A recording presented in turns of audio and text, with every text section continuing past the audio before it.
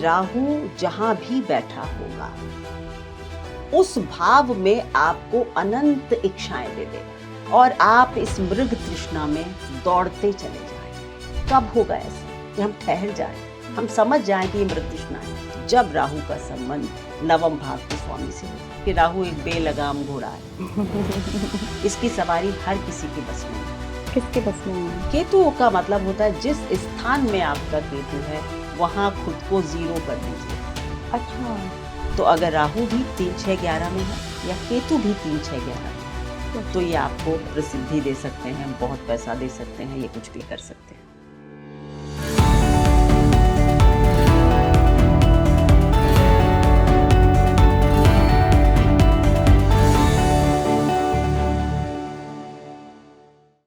Astrology में राहु और केतु छाया ग्रह माने गए हैं, लेकिन आपको बहुत से लोग ऐसे मिल जाएंगे जो कहते हैं कि राहु अगर मेहरबान हो गया तो इंसान को फर्श से उठाकर अर्श पर पहुंचा देता है। तो क्या वाकई राहु इतना शक्तिमान होता है, इतना शक्तिशाली होता है? क्या वाकई केतु की दशा में आपको इंट्यूशंस आ जाती हैं या आपकी लाइफ ऐसे बदल जाती है? इन्हीं सब पर आधारित रहेगा ये पॉडकास्ट। नमस्कार इंडिया, आप देख रहे हैं स्पीकिंग ट्री। मैं हूँ आपके साथ इला गोस्वामी और देखिए आज हम राहु केतु पर बात करेंगे कि किन दशाओं में राहु केतु अच्छा फल देते हैं, किन दशाओं में बुरा फल देते हैं। मेरे साथ बहुत ही बड़ी एस्ट्रोलॉजर, रेनाउंड एस्ट्रोलॉजर जुड़ रही हैं, डॉक्टर ऋचा शुक्ला मैम। बहुत बहुत स्वागत है मैम आपका। थैंक यू इला, thank you so much for inviting me on this platform. Thank you so much. Ma'am, Rahu Ketu ये भी डराते हैं जैसे शनि डराते हैं जी लोगों को, वैसे राहु केतु भी डराते हैं। जनरली हम सुनते हैं कि अरे राहु की दशा शुरू हो गई, अब तो अमंगल ही होना है। बिल्कुल। तो क्या सच और में यह राहु बहुत अच्छा होगा? या बहुत अच्छा होगा भाई, आप तो मालामाल बनने वाले हैं। मालामाल बन जाएंगे और ऐसा छप्पर फाड़ कर पैसे आ जाएंगे। दोनों में से कुछ भी नहीं होगा। अरे आपने तो दिल तोड़ दिया मैम। होगा ये बताने के लिए आपकी पत्रिका देखनी होगी कि आपके लिए क्या होगा। जब तक हम ज्योतिष को उसके ओरिजिन से नहीं देखेंगे और सुनी हुई बातों पर चलेंगे तो फिर ज्योतिष का एक बहुत ही विकृत स्वरूप देखने को मिलेगा कि या मालामाल या भिखारी बना देता है, शराबी बना देता है, कुछ भी, एनीथिंग, ऐसा कुछ भी नहीं है। काल पुरुष में मैंने कहा ना, काल पुरुष को पकड़ कर चलिए, पाराशर जी के चरण पकड़ कर चलिए तो ज्योतिष में कहीं का कहीं पहुंचेंगे आप। काल पुरुष में राहु को, जो कि छाया ग्रह है, इसको एक को ओनरशिप दी गई है कुंभ राशि की। अच्छा, ये शनि के साथ कुंभ राशि को ओन करते हैं। मतलब को ओन का मतलब होता है कि ये भी शनि के साथ साथ कुंभ राशि के मालिक माने जाते हैं। अच्छा, जी हाँ। तो यानी कि राहु क्या है, 11वां घर क्या है काल पुरुष में? डिजायर, कामना, इच्छा पूर्ति, ये 11वां घर है। राहु अमर है, अमृत पिया था। अमृत उसने पिया था और इसी तरह हमारी इच्छाएं अमर है। एक पूरी होती नहीं और दूसरी जन्म ले लेती है, ये राहु है। सीधा सा मतलब ये है कि राहु जहां भी बैठा होगा उस भाव में आपको अनंत इच्छाएं दे देगा और आप इस मृग तृष्णा में दौड़ते चले जाएंगे। एक पूरा तो दूसरा, एंड ऑलवेज डिससेटिस्फाइड। सदैव कुछ वैक्यूम फील करना, कुछ खालीपन महसूस होना और फिर भी उसके पीछे भागते रहना, ये राहु। कंटेंट नहीं रहना, कभी नहीं। संतुष्टि से राहु का कोई वास्ता नहीं। क्यों? क्योंकि जैसे ही हलाहल जो अमृत राहु ने पिया, उसी वक्त श्री हरि विष्णु ने उसकी गर्दन काट दी थी। बेचारा तो गर्दन में ही है।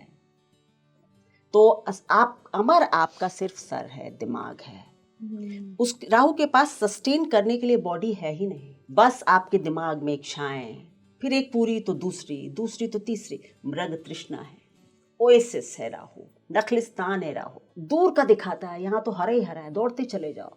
पता चला आप वहां पहुंचे और आप गिर गए। क्योंकि कामनाओं पर जब तक लगाम नहीं होगी तब तक आप जीवन में असंतुष्ट ही होंगे। ये राहु है, इसीलिए इसको कहते हैं माइटी राहु। माइटी राहु। इसके पास इतनी ताकत है जो आपको एक मिनट ठहरने न दे। कब होगा ऐसा कि हम ठहर जाएं, हम समझ जाएं कि ये मृग तृष्णा है? जब राहु का संबंध नवम भाव के स्वामी से होगा, 9th हाउस के स्वामी से, चाहे वो कहीं बैठे, कहीं भी हो। जब राहु का संबंध जिस राशि में राहु बैठा है उस राशि का स्वामी जब उसके ऊपर कोई दृष्टि डाल दे या उसके साथ बैठ जाए तो फिर थोड़ा सा चेक हो जाता है, खास करके दृष्टि से क्योंकि साथ बैठेगा तो राहु उसको भी अपने में लपेट लेगा, वो माइटी है। पर सामने बैठा हो तो फिर राहु चेक्ड राहु होता है और उसको ये पता होता है आदमी को कि ये दौड़ने से कुछ नहीं होगा, आप थोड़ा रुक सकते हैं, तो आप राहु के खराब परिणामों से बच जाते हैं। अब अगर राहु 8th हाउस में हो और 8th हाउस का मालिक उसको देख भी रहा हो तो ऐसा व्यक्ति निश्चित रूप से मतलब या तो वो ऑकल्ट वगैरह में, रिसर्च में, इस सब में बहुत बड़ा आदमी बनेगा और या फिर बिल्कुल वो डीप उस होल में चला जाएगा, आइसोलेशन में चला जाएगा, बिल्कुल खराब हो जाएगा। मतलब पता चला आपने नशा किया और आप नाली में गिरे पड़े हैं, वो भी राहु अष्टम का हो सकता है। दोनों एक्सट्रीम और आप बहुत बड़े साधक हो सकते हैं। अब ये क्या होगा ये आपकी पत्रिका से पता चलता है। तो और यहाँ पर सिचुएशन बिल्कुल नॉर्मली तो राहु के लिए आप ऐसा समझिए कि जिस भाव में भी राहु हो वहाँ कामनाओं को कंट्रोल करना सीखिए, चाहे किसी भाव कहीं हो कैसा भी हो, क्योंकि 11th हाउस का मालिक है, क्योंकि काल पुरुष में वो 11th हाउस को रूल करता है शनि के साथ। तो इच्छाओं की पूर्ति के पीछे मत भागिए, वो आपको गिरा देगा। कहते हैं कि हमारे गुरुजी कहते थे कि राहु एक बेलगाम घोड़ा है इसकी सवारी हर किसी के बस में नहीं। किसके बस में है मैम? जब मैंने कहा ना 9th लॉर्ड का संबंध हो, अच्छा, उसकी राशि का स्वामी उसको देख रहा, देन राहु इज चेक्ड ना, लगाम आपके हाथ में, धर्म है ना, 9th हाउस धर्म है। मैम कई लोग अमित शाह का एग्जाम्पल देते हैं, उनका राहु बहुत स्ट्रॉन्ग है और भी ऐसे बड़े बड़े सेलिब्रिटीज के नाम बताते हैं।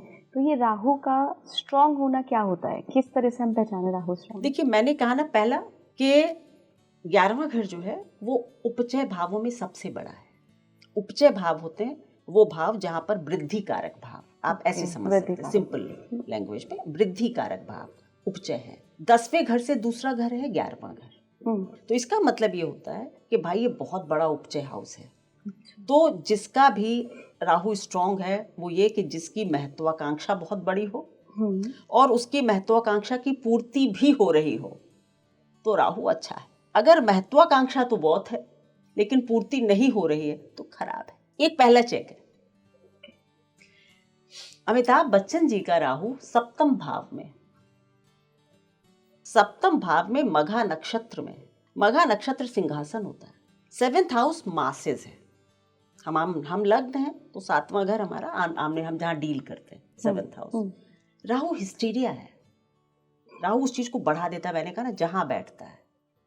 तो फैन फॉलोइंग को ना इतना बढ़ा दिया, कैटलिस्ट की तरह काम करता, कैटलिस्ट की तरह काम करता है, पुलर, ठीक है। और सिंहासन पे बैठा दिया तो उतारने का नाम ही नहीं ले रहे और वो उतर भी नहीं रहे हैं। अंत ना हो कामनाओं का, ये राहु और मिल भी रही हूँ कामनाओं तो अच्छा राहु है ना, इट्स अ गुड राहु, क्योंकि उसका डिस्पोजिटर वगैरह वो अच्छा है उनकी कुंडली में जो भी है, बट हो रहा है और वो उतर भी नहीं रहे हैं तो अच्छा राहु है। केतु की बात कर लेते हैं मैम। केतु कैसा प्लैनेट है? केतु जब श्री हरि विष्णु ने स्वर भानु के 2 टुकड़े किए तो जो शीश है वो राहु है जो कि दूर चला गया। साइंटिफिकली एस्ट्रोनॉमिकली भी राहु जो है वो काफी दूर दिखता है। और केतु ने क्या किया, वो बॉडी थी तो वो श्री हरि विष्णु के चरणों में गिर पड़ा, इसीलिए कहते हैं वो मोक्षदायी। जो मरने के बाद या मतलब कटने के बाद सीधे वहीं गिरा श्री हरि के चरणों में, तो श्री हरि के चरणों में स्थान तो उसको वैसे ही मिल गया। तो राहु मोक्षदायी। केतु क्योंकि वो बाय डिफॉल्ट गिर गया। केतु जहां भी हो, पर जो श्री हरि के चरणों में गिरता है वो पहले क्या करता है, खुद को शून्य करता है, मैं छोड़ता है। नहीं तो आप कैसे स्थान पा सकते हैं भगवान के चरणों में? मैं को छोड़ना ही श्री हरि विष्णु के चरणों में जाना है, तभी तो मोक्ष होता है जब हम मैं छोड़ देते हैं। केतु का मतलब होता है जिस स्थान में आपका केतु है वहां खुद को 0 कर दीजिए। अच्छा भाई ये मेरे बस का नहीं है, मतलब जो है वो बस ठीक है, यहाँ मैं कुछ भी लेकर नहीं आ सकता। किसी का 7th भाव में है, आप बाहर चाहे कुछ भी कर रहे हो, अपने घर में आइए, पति या पत्नी के सामने कहिए आप ही सब कुछ हैं, आपसे जिंदगी चल रही है, मैं कुछ नहीं, तो विवाह अच्छा चलेगा। टोटल सरेंडर कहता है। 7th हाउस विवाह का होता है। 7th हाउस विवाह का होता है। तो अगर वहां केतु है तो बस आप अपने पति या पत्नी के चरणों में ना समर्पित हो जाइए, फिर देखिए विवाह कितना अच्छा चलता है। पर जब आप वहां क्रिटिसिज्म लाते हैं, केतु के भी 2 पार्ट है। केतु को काल पुरुष में अष्टम भाव की कोल ओनरशिप है, मंगल के साथ शेयर करते हैं, इसीलिए कहा जाता है कुजवत केतु शनिवत राहु, क्योंकि ये को ओनर्स है। 8वां घर क्या है? मृत्यु, आध्यात्म, ट्रांसफॉर्मेशन, ऑकल्ट, ज्योतिष। तो अच्छा केतु है तो आप अच्छे ज्योतिषी होंगे। आपका पक्का 8वें में होगा। 8वें में नहीं है, लेकिन 8वें घर के मालिक के साथ है। हाँ, तो प्रभाव आ गया, बहुत ज्यादा प्रभाव है। सो केतु कब का अच्छा होना? आपको डाउन टू अर्थ, ज्ञानी, रिसर्च ओरिएंटेड। राहु कामना बढ़ाता है और केतु टोटल सरेंडर सिखाता है कि यार कोई फ्लैम्बॉयंस नहीं, कोई दिखावा नहीं, बस भगवान के चरणों में रहो, अपना पढ़ते लिखते रहो, रिसर्च करो और खुद को शून्य करो। क्या केतु ने कभी किसी को बहुत अच्छी achievement in terms of financial growth, in terms of relationships, health दिया है? अभी क्या होता है कि हम अगर और किसी का उदाहरण दें तो लोगों को समझ नहीं आता है, तो इसीलिए हम सेलिब्रिटीज के उदाहरण देते हैं। अमिताभ बच्चन जी का केतु लग्न में है। अच्छा, इनका राहु केतु दोनों स्ट्रॉन्ग है? Of course. केतु इन लग्न इन कुंभ राशि, उनकी कुंभ राशि की लग्न है, शनि की राशि में है, और शनि 4थे घर में बैठे हुए हैं, उनके सिंहासन योग बना रहे हैं सब कुछ, तो इसलिए केतु ने भी उनको, मैंने कहा ना ये छाया ग्रह है, इनका मालिक जैसा होगा ये वैसे बन जाते हैं। छाया का मतलब ही यही है ना कि आप किसी की छाया हैं, आपकी रियल पर्सनालिटी कुछ नहीं है। तो राहु केतु जिसकी राशि में बैठे होते हैं उसके जैसे प्रभाव देते हैं। इनका अपना कोई अलग से प्रभाव नहीं होता। और क्या चंद्रमा से भी इनका कोई रिलेशन होता है? सूर्य और चंद्र दोनों से है, दोनों से, क्योंकि सूर्य और चंद्र ही वो व्यक्ति हैं या बॉडीज हैं, सेलेशियल बॉडीज हैं, जिन्होंने श्री हरि विष्णु को बताया था कि ये स्वरभानु है, ये देव नहीं है। तो ये दोनों परम शत्रु हैं राहु और केतु के। इसीलिए ये ग्रहण का सिद्धांत बना है कि वो कहते हैं कि राहु जो है वो चंद्र और सूर्य का मान मर्दन करता है, तो आपका मान घटाता है, आपको नीचा दिखाता है। सूर्य और राहु का संबंध हो, बहुत केयरफुल रहिए। आप बहुत ऊंचाई पर जा सकते हैं, लेकिन आप कंट्रोवर्सीज और आपको नीचा देखना पड़ेगा, क्योंकि पहले वो मान बढ़ाएगा आपका और फिर एक दिन मर्दन करेगा। So this is how Rahu Ketu works. तो ये छाया ग्रह है। तो केतु ने, अमिताभ बच्चन जी को देख लीजिए, केतु ध्वजा होती है। केतु ध्वजा क्यों कहते हैं? क्योंकि 8वें घर की को ओनरशिप है। ध्वजा का मतलब नहीं हमारा झंडा कुछ लेना देना नहीं है, ये डीएनए शो करता है, हम कहाँ से आ रहे हैं, हमारी क्या लीनियज है, आत्मा कहाँ से आ रही है। और वो जो चीज है, अगर हम किसी का भी केतु अगर अच्छा है तो सबसे पहला इसका एक मतलब जो आप कहते हैं चेक पॉइंट होगा, वो ये भी होगा कि वो आदमी प्रसिद्ध होगा, क्योंकि प्रसिद्धि ही तो फ्लैगशिप है। मेरा झंडा ऊंचा कौन करता है? केतु, फ्लैग बेयरर है। तो पहला जो भी व्यक्ति प्रसिद्ध है किसी भी रूप में, 100 आदमी में या लाख आदमी में, केतु अच्छा होगा। तो पर कब होगा अच्छा? जब आप हम्बल रहेंगे, है ना। अगर आप ही अपने को अपनी गुणगान करने लगेंगे तो फिर नहीं होगा। Let others do that. आपका झंडा औरों को उठाने दीजिए। आप तो बस शांति से अच्छे काम करिए, ज्ञान की बातें करिए, अपने काम में डिवोटेड रहिए। इसमें भी मैम कोई पॉइंट होता है कि जिस हाउस में बैठा है उस जगह के लिए अच्छा होगा? देखिए वैसे क्या है कि ये जनरल जो सिद्धांत होते हैं, आफ्टर ऑल ये क्रूर ग्रह की श्रेणी में आते हैं, शुभ तो कतई नहीं। अच्छा, तो क्रूर ग्रह हमेशा 3, 6, 11 भावों में अच्छे होते हैं। अच्छा, 3, 6, 11। तो ये हर क्रूर ग्रह के लिए एक जनरल सिद्धांत है। तो अगर राहु भी 3, 6, 11 में है या केतु भी 3, 6, 11 में है, तो ये आपको प्रसिद्धि दे सकते हैं, बहुत पैसा दे सकते हैं, ये कुछ भी कर सकते हैं, क्योंकि ये 3, 6, 11 उपचय भाव भी होते हैं, वृद्धि कारक होते हैं। और इन दोनों का तो काम ही है, एक झंडा ऊपर कर देगा और एक एम्पलीफाई कर देगा, उस चीज को बढ़ा देगा। देखिए एक बहुत नामी वकील हैं सुप्रीम कोर्ट के, उनका राहु 6ठे घर में। अच्छा हुआ। और कैसे? जितने ज्यादा केसेस आएंगे, जितनी ज्यादा लड़ाई झगड़े होंगे, उतना ही उनका नाम बढ़े, क्योंकि 6th हाउस सिक्स हाउस शत्रुओं का है, शत्रुओं तो का शत्रु को परास्त करते रहते हैं, मैक्सिमम केस जीतते हैं। तो जिस हाउस में होगा उस हाउस उसका भी की प्रभाव आता है, चीज ऑफ कोर्स उस चीज को बढ़ा देता है। बढ़ा रहा हो। पर तब बढ़ा पाता है जब जिस राशि में बैठा है उस राशि का स्वामी भी ताकतवर हो। ताकतवर हो। जी, क्योंकि अदरवाइज छाया है ना, छाया क्या कर सकती है, उसका स्वामी अच्छा होना चाहिए। काफी इंटरेस्टिंग है Rahu ma'am. It is very intense और इंटरेस्टिंग, मतलब बहुत मजा आता है ज्योतिष पढ़ने में। हाँ मुझे भी लग रहा है। आप सीखिए ज्योतिष, मैं पढ़ाती भी हूँ। अरे बहुत बढ़िया बात है मैम ये तो। इसके अलावा जी। राहु केतु के बारे में कोई ऐसी चीज जो लोगों को नहीं पता है और वो गलत मिस इंटरप्रेट कर लेते हैं। देखिए, पहली तो यही कि अकेला राहु कुछ नहीं कर सकता। आपका यही होता है कि आपने बस ये कहा कि राहु 11वें घर में होगा तो उसकी दशा अच्छी जाएगी। जनरली लोग कहते हैं, लोग कहते हैं हाँ।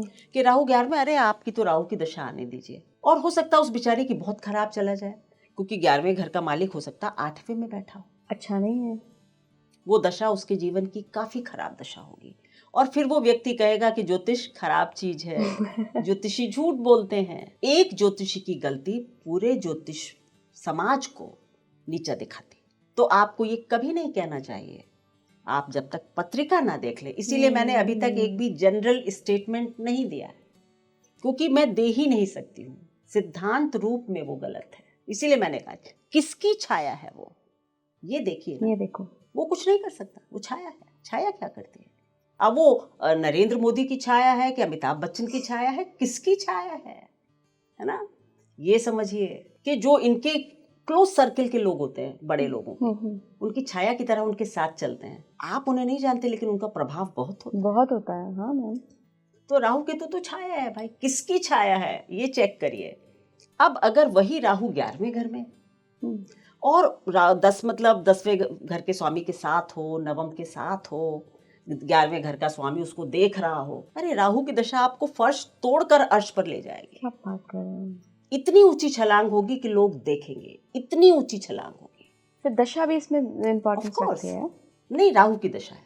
अगर राहु की दशा भी आ गई, अगर राहु की दशा भी हो और वो इस स्थिति में हो कि वो अपने स्वामी के साथ हो, स्वामी देख रहा हो, 10वें घर का मालिक उसके साथ हो, तो आप यहाँ बैठे होंगे ना, अंदर गड़े होंगे, तो वो निकाल कर ऊपर ले जाएगा आपको कि ये थी राहु की दशा। This is what is Rahu. अर्धकायम महावीर्यम, आपको पूरा कर देता है, कंप्लीट कर देता है। लेकिन कब? जब उसका मालिक अच्छा होता है।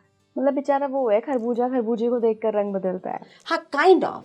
पर इसमें भी ये कि मतलब उसके वो बहुत देना चाहता है, लेकिन बेचारा छाया है, तो बस जो मालिक है वो मजबूत हो तो फिर ले लीजिए जो लेना। काम करवाना फिर आना वो चाहिए। एम्पलीफायर है, बढ़ा देगा। जिसके साथ बैठा है उसको ही बढ़ा देगा, जिस घर में बैठा है उसी को बढ़ा देगा। राहु इन फर्स्ट हाउस, पहले घर में, ऐसे लोग बहुत एम्बिशियस होते हैं, कोई बंधन पसंद नहीं होते, इनको सब बाउंड्री क्रॉस करनी है।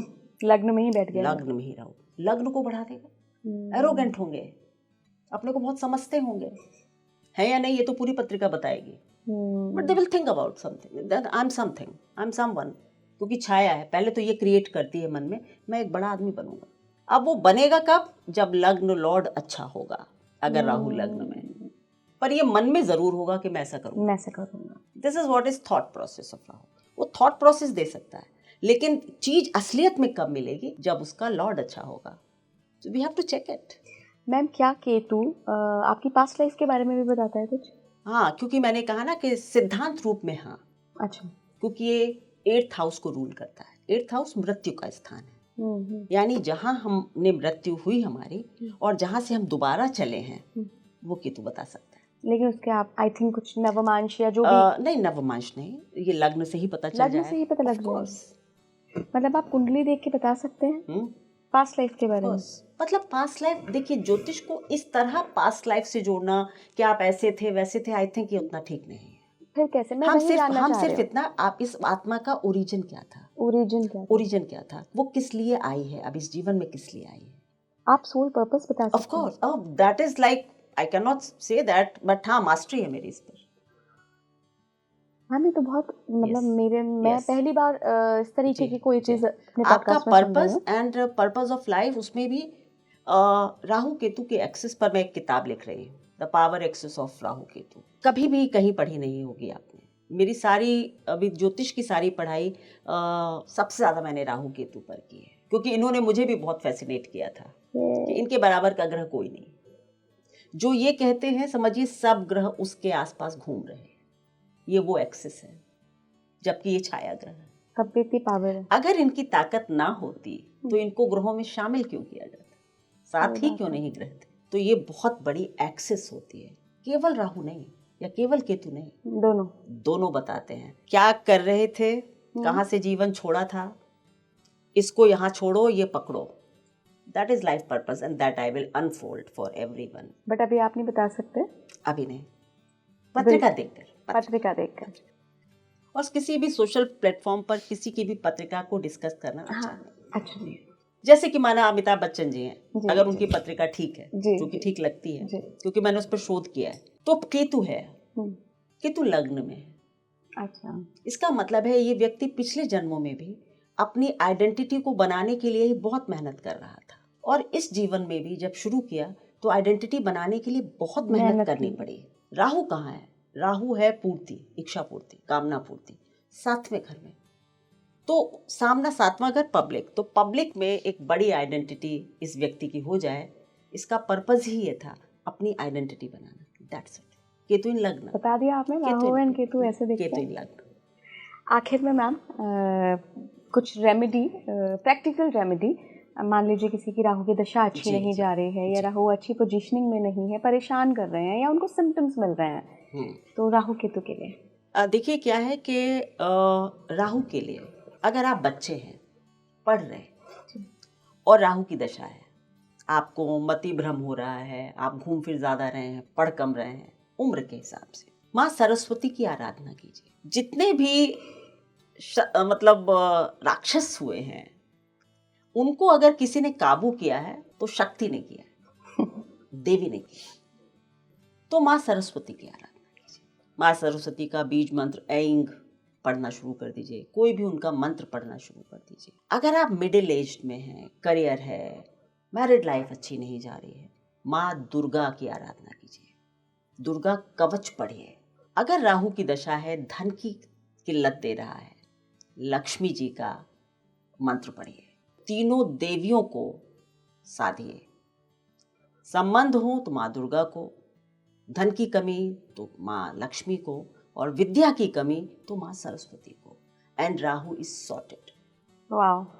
दूसरा ये कि एक नियम बनाइए, अगर राहु की दशा है तो अपने घर के आसपास, अक्सर सभी के होते हैं, कि किसी मंदिर तक जाइए, और मंदिर का जो गेट होता है उसका ऊपरी भाग जो होता है, मतलब उसका ऊंचाई अगर ज्यादा हो, ना छू सकते हो तो गेट ही छू कर आ जाइए। बस ये नियम बना लीजिए, बस। Rahu is settled. And Ketu? घर से निकलिए।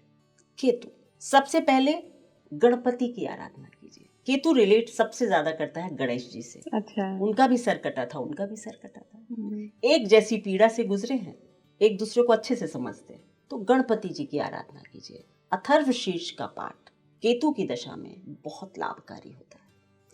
कठिन है, संस्कृत है, नहीं पढ़ सकते हैं तो ओम गंग गणपतये नमः पढ़ लीजिए, रोज 108 बार पढ़िए। दूसरा ये, मैं ये बिल्कुल नहीं कहूँगी कि केवल आप गली के कुत्तों को खाना खिलाएं और उनकी आबादी को इतना बढ़ा दें कि लोगों को काटने लगे। ये भी आजकल बहुत हो रहा है।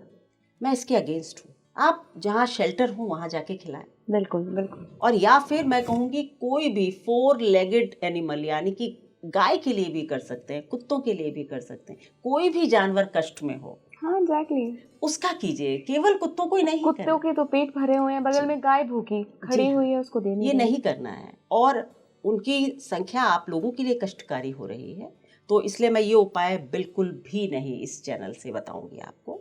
मैं कहूँगी गौशाला में भी कर सकते हैं, घोड़ों के लिए कीजिए, कोई भी 4 पैर के जानवर के लिए कर लीजिए, सब ठीक है। तो ये कीजिए। तो ये 2 प्रैक्टिकल उपाय हो सकते हैं। Thank you so much ma'am जुड़ने के लिए। काफ़ी अच्छा रहा है ये पॉडकास्ट। आप ज़्यादा से ज़्यादा शेयर करिए इस पॉडकास्ट को, जुड़े रहिए स्पीकिंग ट्री के साथ। नमस्कार।